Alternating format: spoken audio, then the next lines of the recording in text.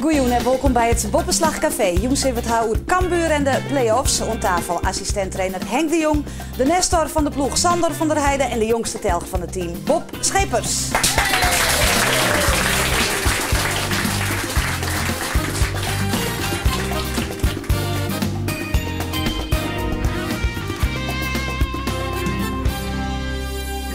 En het publiek jong bij vanzelf supporters van Cambuur en het eerste team van VV Dronriep, want zij zijn kampioen worden in de 5e klasse.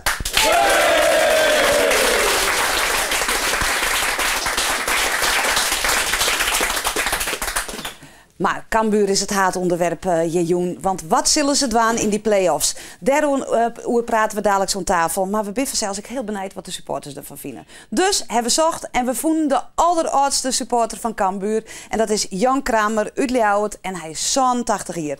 Kramer, hoe lang kom je al bij Cambuur? Vanaf 64. Vanaf het begin. Doe weet je nog net iets?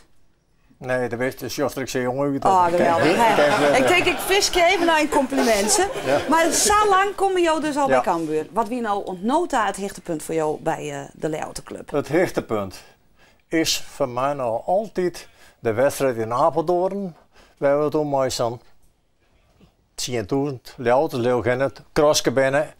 En we hebben van de tweede divisie naar de eerste divisie promoveren. En wanneer wie dat? Dat we in 65, dacht ik. Toen wie ik krek. Nou, maar goed, dat weer dus het hoogtepunt. Dat is wel heel lang lien. Dus wordt het heegt hier dat er weer eens zo'n prachtig iets gebeurt. Toch? Ja. Nou, play-offs. Dat weet ik zelf, play-offs. Nou, wat verwacht je ervan, Kramer?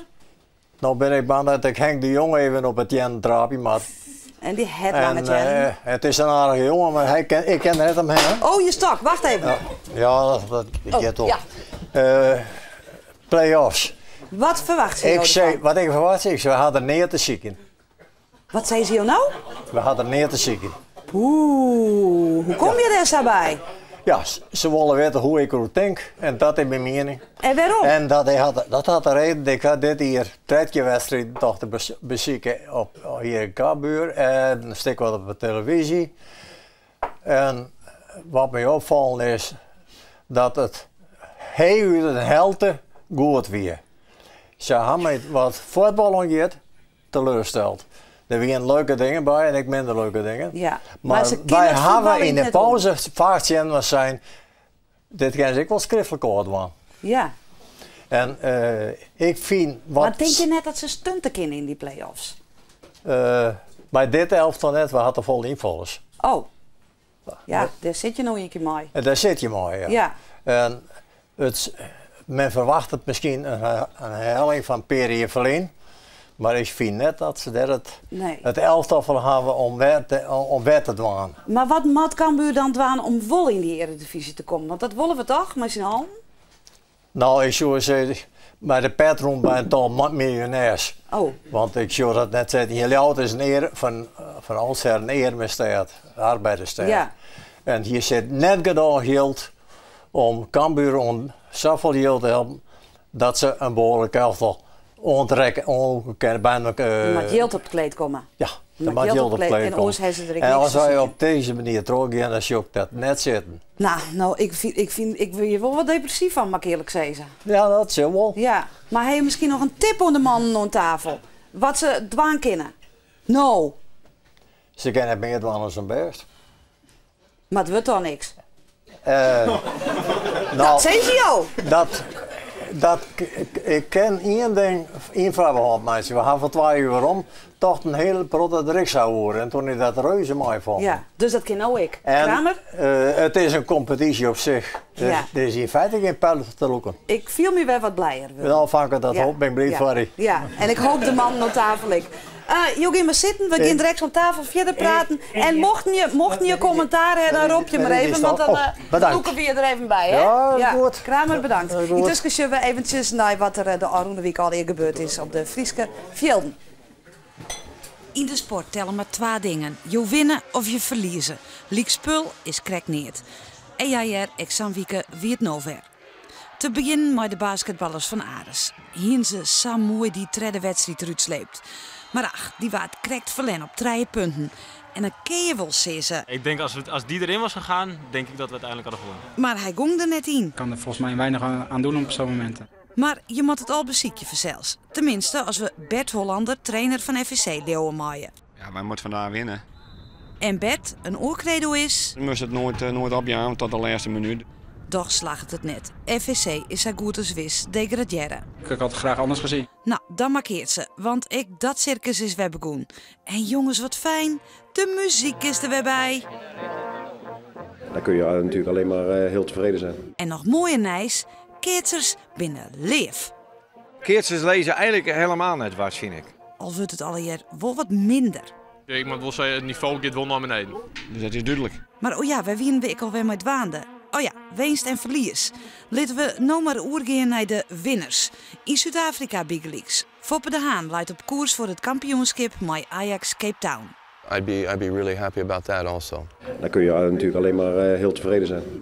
En Pieter-Jan Postma had zijn Olympische nominatie binnen. Maar dat is wel mooi. Boom, that one split second comes and it just changes your life all of a sudden. En dan Cambuur. Ik voor haar een hoopje we verzels op winst. En jongens, Foppe leeuwt in Jim. Ja, het is wel een enorme beleving, een enorme... dus dan kan je uit met slecht voetbal. Dus Jim zelfs ik. Nog een paar lietse tips van de deskundigen. Je moet er goed bij wezen. Als je dat net doet, kom je er net meer bij. We moeten het nooit opjagen tot de laatste minuut. I'd be really happy about that also. Dan ben ik een gelukkig man, zei Piet Miller. Oer Cambuur. Henk de Jong, assistent-trainer. Jim had die play-offs helle. Het wordt niks uit Kramer, maar daar geven wij toch net vanuit.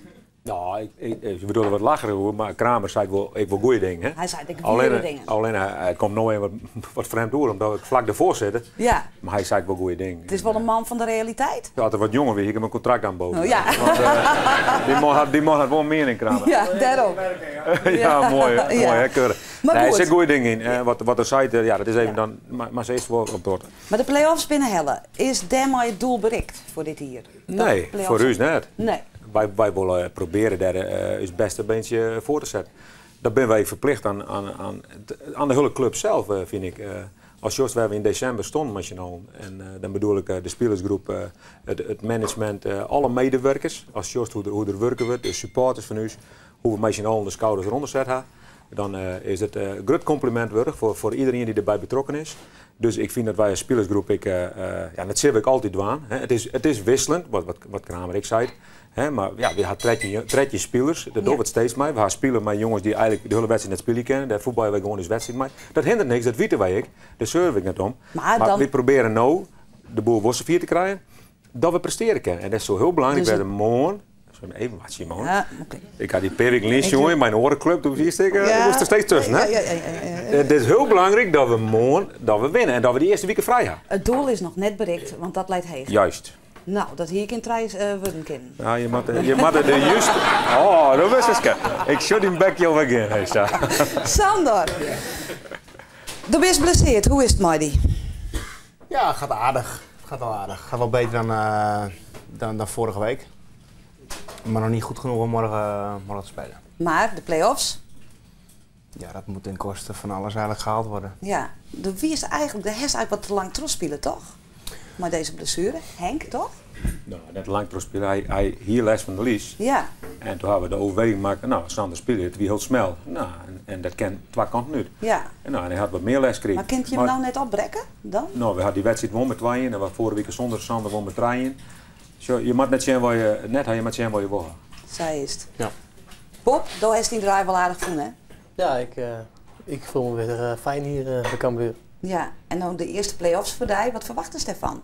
Nou ja, sinds ik terugkwam kijk ik eigenlijk al uit naar de play-offs. Dus ik hoop dat het een hele mooie play-offs worden, maar het is van heel veel dingen afhankelijk natuurlijk. Ja, Henk, hoe doet er het? Bob? Hij doet het aardig, ja. We hadden toen in december hebben we contact gehad, toen is er weer omgekomen. Eerst eventjes wat groeien. Nou, dat is langzaam groeit en ik moet zeggen dat het uitstekend door. Toen had hij een terugslagje van mijn blessure, maar dat kennen we aan ik heel goed uitpakken. Want Van Basten had ik een keer geblesseerd aan een EK-begang en toen werden we kampioen, dus dat kan voor Bob ik heel goed uitpakken. Dus wij zijn heel tevreden door Bob. En wij hopen dat Bob zijn contract hier brutsen wordt en dat hij dat binnenkort doet. Ja. Was het lekker bij Cambuur blijven? Ja, zeker. Ja? Want het doelpunt maakt ik wel aardig aan.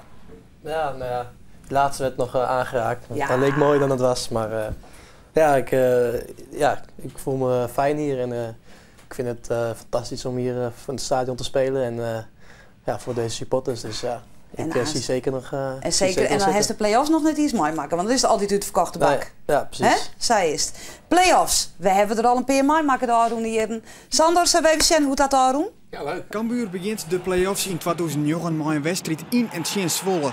Er wordt maar 2-1 verlen en dat is net een goed begin. Het betekent dat de Luiters in eigen huis maar 2 doelpunten verschil winnen moeten. En dat slaagt het. Invaller Mark de Vries is de grote man, want hij maakt 2 doelpunten. Er komt een beslissende derde wedstrijd en die wordt maar 2-0 woen onder oren door deze goal van Sandor van der Heijden. In de finale van de play-offs is Rode JC dan de tegenstander. De eerste wedstrijd is in Ljouwert. Van der Heijden scoort haast, de Visser scoort haast, maar het bloedt 0-0. In Kerkrade komt Cambuur dan maar 1-0 achter, krijgt Koen Brak een onterjochte rode kaart en liekt het oer. Maar weer brengt Mark de Vries redding. Hij maakt het 1-1 en er komt een beslissende derde wedstrijd in Ljouwert. Die begint goed. Cambuur komt maar 1-0 voor door een goal van Rashid El Khalifi. Maar het zal uiteindelijk net genoeg wezen. Het wordt 2-2 en uit pengels gaat Cambuur onderuit. Een jaar later draaien de play-offs uit op een domper. Cambuur verliest in Deventer met 2-0 van Go Ahead Eagles. In Ljouwert wordt nog wel maar 1-0 woen, maar het is net genoeg. Weer geen promotie. Die ambitie die ik heb om met Cambuur nog een keer omhoog te gaan, die moeten we weer een jaar uitstellen. En, de tijd begint een beetje te dringen wat dat betreft. Ik ben geen 18 meer, maar dan moeten we volgend jaar maar vol gas en dan maar niet vieren na de competitie. Maar direct maar kampioen worden, ben je toch al, Sander? Dat is wel het makkelijkste, hè? Ja. Nou, daar zit je dan. Geen kampioen worden en weer die play-offs. Ja. En werden hier ouder. Ja, dus de tijd begint nou echt te dringen. Hè? Ja. Ja, nee, het is heel simpel dat de RKC, ik verwacht dat de RKC kampioen wordt morgen. Maar die hebben ook gewoon de meeste kwaliteit en de beste ploeg dit jaar. Het ziet er bij Jim net echt in. Nee, wij hebben nooit echt aanspraak gemaakt om de eerste plaats te strijden. En dan moet je ook realistisch zijn en als we dan bij de eerste 5 kunnen eindigen, ik denk dat wij dan het maximale eruit halen. Ja. En ik vind ook, als wij een kans willen maken op promotie, dan moet je wel de eerste ronde eigenlijk overslaan. Ja, met de selectie die we hebben. Ja, dus is morgen heel belangrijk, ik. Ja, we moeten morgen gewoon winnen. We kunnen het rekken, we moeten winnen. Volendam, Veendam, dat kan alle kanten uit. Als Volendam het wint, ja, dan moeten wij ook winnen, als bij we 6 of zo. En als Go Ahead kan er bij komen. Ja. Dus nee, we kunnen het rekken, maar gewoon winnen. Ja, vervelend dat je daar dan nog tot het laatste op zit te wachten, of net?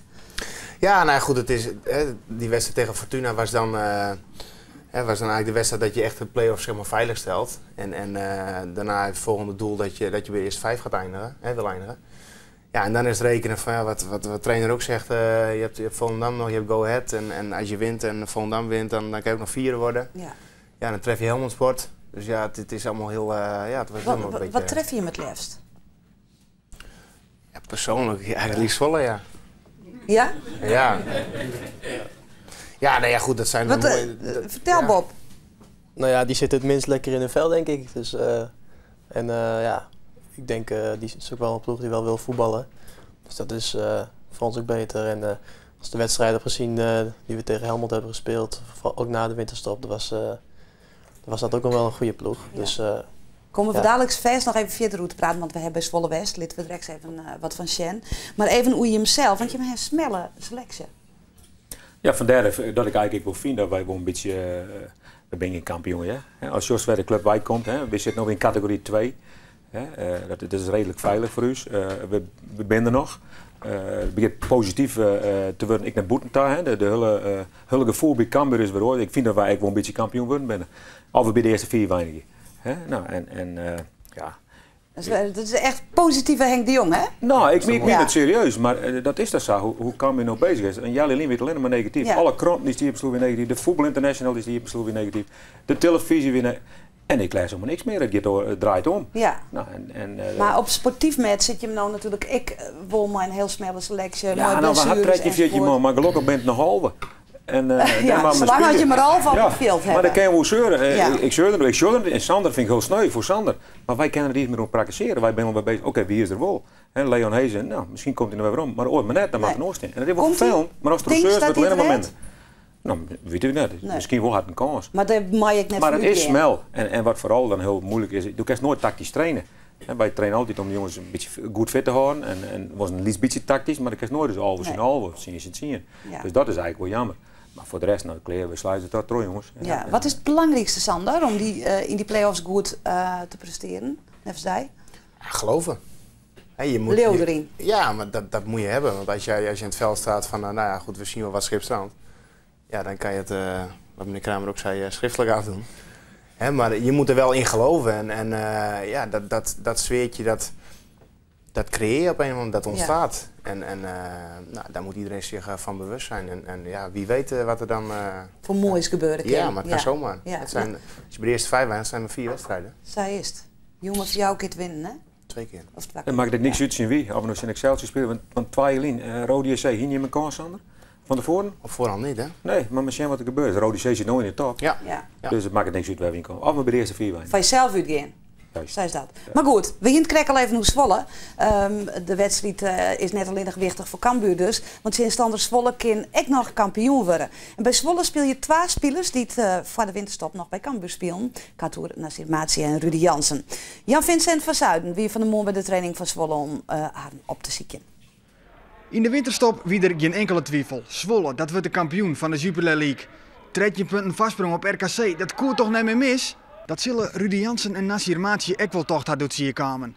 Maar hoe oors is het nou? Zwolle beleeft een dramatische tweede seizoenshelte en had de koppositie tussen het handen en RKC. Wat is er gebeurd in het halfjaar dat je was? Ja, de rollen zijn een beetje omgedraaid inderdaad. Dat is haast een understatement, want Zwolle had het kampioenschap na de winterstap gewoon verspillen. Zou het komen door de inbreng van de 2 oud-Cambuur-spelers? Nee, ik denk niet dat wij daar schuldig aan kunnen zijn, om het maar zo te zeggen. Dat gaat in die wel een beetje 4. Rudy Jansen had trouwens een hamstringblessure en is net onwijzig. Dus blijven we gewoon bij Matsi, die net een soort vertrouwen meer had in het kampioenschap. Het zou mooi zijn als het nog gebeurt, maar we houden er niet echt rekening meer mee, zeg maar. Trainer Art Langeler had er geen rekken meer mee. Hij moest zijn ploeg deze week benamen mentaal oplaapje. Het is met name de eerste dagen van deze week behoorlijk psychologisch week geweest om iedereen weer een beetje kop omhoog te krijgen. Hoe dan ook, Nasir Matsi in de kleervaar. Hij zit maar scherp op de training en wil graag sjellen wat er in huis had in Leeuwarden. Ik ben benieuwd hoe ze me daar zullen ontvangen in Leeuwarden. De laatste tijd was het toch een stuk minder wat ik heb laten zien. En, goed, maar ik heb ook denk ik hele mooie dingen laten zien in het verleden. Want Matsi scoorde in totaal 27 keer van Cambuur, net verkeerd voor een boetenspeler. En mocht Zwolle nog geen kampioen worden, dan is er een kans dat Cambuur en Zwolle elkaar opnieuw treffen in de play-offs. In dat geval had Matsi nog even een watskip van zijn oud-ploeggenoten. Jongens, dit jaar weer play-offs spelen denk ik. En mocht het tegen Zwolle zijn, dan wens ik jullie geen succes. En mocht het tegen een andere tegenstander zijn, dan moet het gewoon 3 maal scheepsrecht zijn, denk ik. Het gaat jullie goed. Nou, Matsi. Keurig netjes. Keurig netjes? Heel leuk. Keurig netjes. Maar je moet net volle te duchten van Zwolle, want er moet al psychologische werkprocessen niet starten worden daar. Nou, Zwolle is net een verkeerde ploeg, hè. Oh. Zoals je aan het tegenhouden bij kampioen worden willen, hè. Maar het is wel een goed voetballende ploeg. Dat zijn we mooi aan het zien. Dus je moet goed compact spelen. Hè. Als het uitkwam de is, dan maakt ze zich gebroek van. Ja. Dus, ja. Sander, die rol in het team, hoe zus je dat? Nou, voor de komende weken. Want dus hij is van we moeten erin leeuwen. Ja, dan moet je zorgen dat misschien wat beelden, dat we met z'n allen wat beelden gaan terugzien van de laatste jaren. Maar ook gewoon over praten, dat geloof dat het echt kan gebeuren. Maar wat is die rol daarin? Daar ook over gaan praten met spelers. Hè? En in groepsverband misschien ook. En kijk, er moet wel wat ontstaan. Dat is moeilijk aan te geven hoe dat ontstaat. Maar je moet wel alles proberen aan te grijpen om alles eraan te doen. Ja. En dan moet je ook wel met iedereen over praten, denk ik. Leeuw stond er echt in, Bob? Ja, ik wel. Ja? En wat voor invloed heeft hij op die? Nou ja, hij heeft natuurlijk heel veel meegemaakt en heel veel ervaring. Dus ik kom eigenlijk net kijken en hij praat heel vaak met me over alle binnen en buiten het veld. En dan ja, ik heb wel het gevoel dat alles wat hij zegt, dat ik daar wat mee kan, zeg maar. Ja, heeft er nou al een hoop hoe die play-offs? Of speelt dat eigenlijk nog net? Nou, we hebben het er wel over. Alleen het is nou echt je wil bij de eerste 5 eindigen. Ja. En dat is nu nog het eerste doel. Dat is morgen, je moet morgen winnen. En dan ben je in ieder geval bij de eerste 5 geëindigd. Ja. En van daaruit heb je dan nog een week of anderhalve week om iedereen fit te krijgen en scherp te krijgen. En in die anderhalve week ga je dus werken naar een eventueel climax. Nou, om positive thinking heb hem geen gebrek. Zo'n Henk de Jong bij de club KM is. We even zien wat hij al je doet. Morgen, boys. Weer een mooie dag, hoor. Het mooiste doorgaan als we bezig zijn. Dan komt dat goed. Goed in het kopje mee bezig zijn. Zo heb je nog niet gezien, hè? Eindelijk. Ja, mooi. Zo heb je nog niet gezien, hoor. Nee. Mooi, hè? Siep, mooi, klaar. Prachtig weer, jongens. Hey, wat een mooie dag, hè? Vanmiddag lekker naar buiten. Is hij altijd zo positief, Sander? Ja. Altijd? Ja, altijd. Kijk. Net altijd. Nee, maar goed, maar dat is ook wel logisch, hoor. Daar gaan bij ons ook heel veel dingen verkeerd, hè? En wij spelen op een niveau dat er ook de dingen natuurlijk verkeerd gaan. Maar dan kan de trainer ook wel eens even kwaad worden. En dat is ook wel meer dan logisch, denk ik. Ja, dat ja. Bist je wel eens bang voor hem, Bob? Nee? Nee? Saai is net. Maar hoe belangrijk is Henk voor je? Dat liet Bob eens even vertellen. Ja, nou ja, het is wel sinds Henk er is het allemaal positief. En, dat is echt zo? Ja, het is echt zo, ja. Ja, ik ben er gekomen toen Henk er net was. Dus ik weet niet precies hoe het de tijd ervoor was. Maar ja, het is alleen maar positiviteit wat hij uitstraalt. En altijd vrolijk. Ja, natuurlijk als we een wedstrijd verliezen dan is het wel even wat minder. Maar ja, dat moet ook. Ik bedoel, dan zit je ook niet te wachten op iemand die hartstikke vrolijk is. Maar ja, over het algemeen is het alleen maar positiviteit, inderdaad. Zuster die een rol echt zo als motivator? Nou, ik ken wel heel kritisch werken, ik ben heel leuk wezen. Maar altijd motiverend? Nou, je moet altijd als trainer, vind ik, als de trainer met zijn kop erin bloedt, dan gaat de ploeg ook met zijn kop erin. Dus je moet er altijd net boven zijn in de eigen visie zin, maar gewoon in de normale zin. Een trainer moet een voorbeeld wezen, die moet de kar wel loeken. En voor de jongens is dat soms even moeilijk. Nou, en als dan met zijn gezicht erin bloedt, ja. Maar ik show altijd positieve dingen. Dan kiest ook gewoon niks ontwaan. Nee, ik weet het niet. Willem Wening van Harkema zei, doe hast een gave. Ik weet het niet. Ja, maar ik heb al die negatieve horop. Ja, nee, dat heb ik je zin, nee. Toch even wat negatieve dingen. Want Sander, als oudere garde vooral, ik hem toch ik wel uitlitten oer, dat sommige spelers, dat net echt een team is. En dat moet toch wel gebeuren als je in die play-offs komt. Ja, maar wanneer heb jij een team, hè, in het betaald voetbal? Wanneer zie je dat? Zie je Roda doen? Ja, maar dat was ook een periode. Hè? Ja. Kijk, dat was ook niet het hele seizoen dat je... Het is heel moeilijk om in betaald voetbal echt een hecht team te hebben, omdat het verloop gewoon best wel snel Maar toch ziet ik wel kritisch hoe uitlitten. Dus er zit ergens wel iets waarvan stinkt van, nou, dat kan beter. Nee, maar het is al veel beter dan het was. Dat heeft ook te maken met de prestaties van na de winter. Kijk, voor de winter, als je slecht presteert, dan gaat alles wat minder. Hè? Dan zie je ook natuurlijk... als spelers zijn, de trainer ook zegt, kijk, er zitten heel veel positieve dingen, maar als je verliest, dan zie je als spelers zijn ook best wel vaak de negatieve dingen, sneller. En als je wat vaker verliest, ja, dan zie je misschien wat dingen die als je wint, die je daar niet zou zien. Ja. En ik moet zeggen, na de winter, het is wel een hechtere ploeg geworden, hoor. En dat kan alleen maar beter worden in de play-offs. En dat was toen tegen Roda, die play-offs, was dat ook zo. Dat ook groeide ek. Ja, dat was een hele leuke groep, was dat ook. Hè. Er waren jongens die elkaar al konden, ook die hier kwamen. Maar in de play-offs groeide dat echt naar iets toe. Hè. Net voor de play-offs en naar de play-offs toe. Ja. Toen werd het echt een hecht team. En dat proces kan nou ik opstaan. Ja, maar dat kan elk moment. Ja. Oké, laten we ervan uitgaan dat je hem die play-offs winnen. Wat het Cambuur in de Eredivisie te zien? Een hele prot, hè?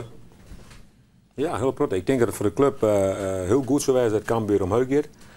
Maar er is geen geld, Henk. Nou, kleer dan vlemen we de oren even uit. En dan geven we 2 jaar de werking. Maar als naar een ploeg als de Graafschap zijn of Heracles, dat weet ik nog in die tijd, ik met Frits Korbach.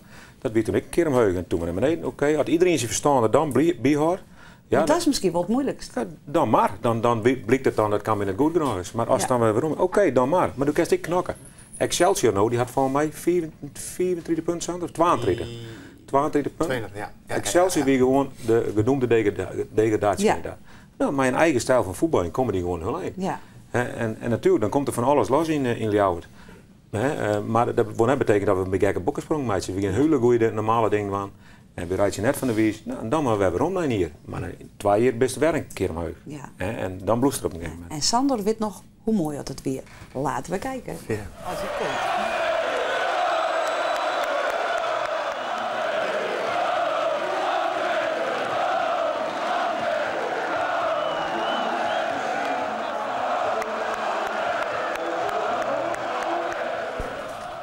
Ja, Bob, zak in het wezen. Ja, dat zie ik wel zitten. Ja, dat is wel zitten, hè? Ja. En wat wie is toch lekker jong, Sander?